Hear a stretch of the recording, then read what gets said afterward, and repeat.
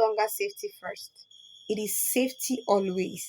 I mean safety always, to avoid story that touches the heart later on.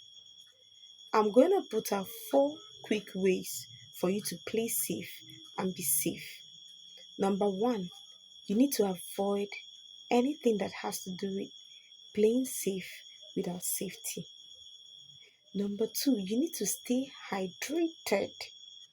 It is very important for you to stay hydrated always.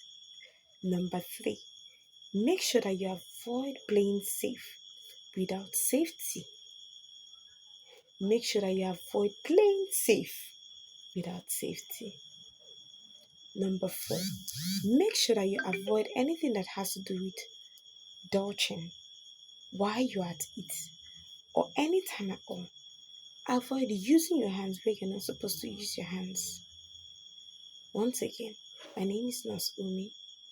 Take care of yourself and love yourself more. Bye.